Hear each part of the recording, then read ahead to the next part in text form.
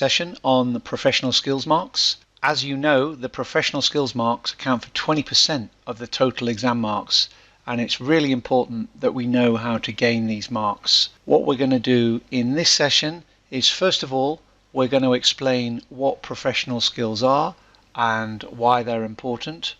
I'll then look at areas of professionalism, which is linked to the professional skills mark score.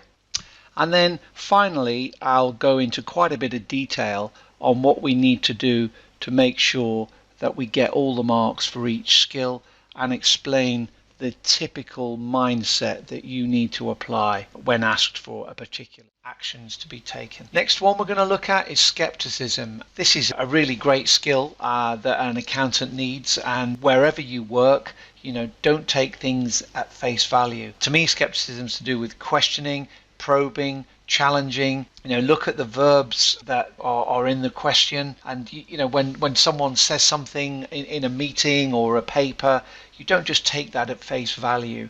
You would probe more deeply. Just because they say it, it doesn't mean it's true. You'd also want some of the things stated to have some kind of backup, so you'd be seeking justification, and you'd be looking for evidence, because often you might see a board report and the chairman says, oh, we're great, but actually there's no evidence of that whatsoever, so you'd be questioning it.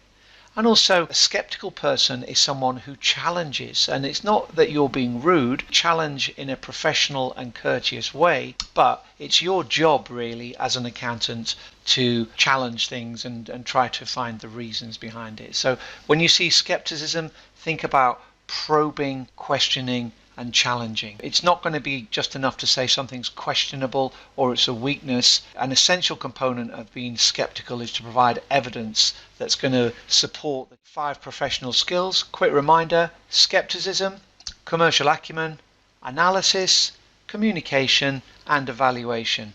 And what I'd like you to try to make sure you have at your fingertips is 3 little words, as I summarized in separate little paragraphs against each of these skills. So when you see a question and it says professional skills marks are awarded for skepticism, bang, you think probe, question, challenge. And when you're putting together a plan to your answer, you would make sure that the way which you structure the answer includes probing, questioning and challenging the facts that are there.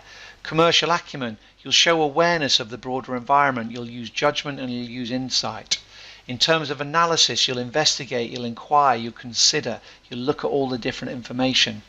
When we're communicating, we'll inform, we'll persuade and we'll clarify.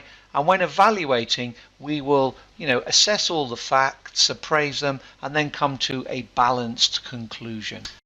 And just one final thing, as I explained when talking about general professionalism, in the area of communication, it's really important to watch out for this one. And even if communication is not a specific professional skill being assessed in the requirement, full professional marks can't be awarded if your answer is not presented in a specified format. For example, a report to the board of directors, and markers are going to be looking for good, strong and effective communication in every answer to demonstrate strong professionalism in all answers. So just don't forget about that one. So if we're going to get this mark here, we really have to be thinking very clearly what the requirements are and making sure that we have been following them to the letter. Okay, so I've got some sample answers that I want you to look at as part of the exercise as I explain in the notes. Before we look at some sample answers, let's remind ourselves of the key points for the requirements. And firstly, what we're asked to do is we're asked to prepare information for 2 presentation slides. Also, we have to include relevant bullet points in those slides, and we also have to include supporting notes. We then have to highlight the key benefits and identify the main opportunities presented by big data to both DCS company and to its customers. And for that we get 6 technical marks, but I'm not too concerned about the technical marks at this moment. I'm bothered about the communication skills marks.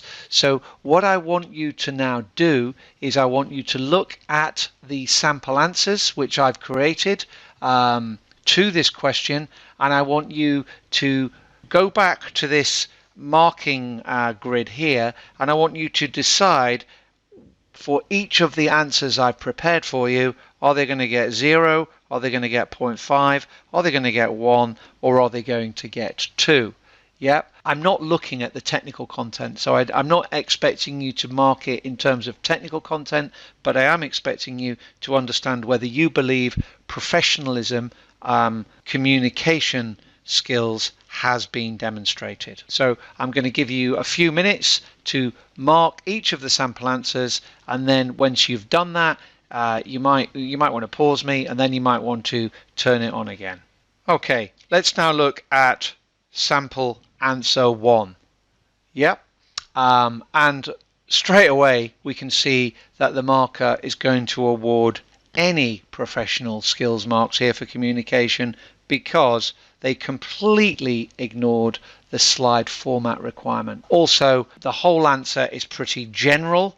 Yep, so it's fairly general in the tone it uses, and yeah, the second part, no slide, and there's not really any persuasive language going on or a strong coherent argument. So if I was awarding marks for this one, I'm going to give it a bit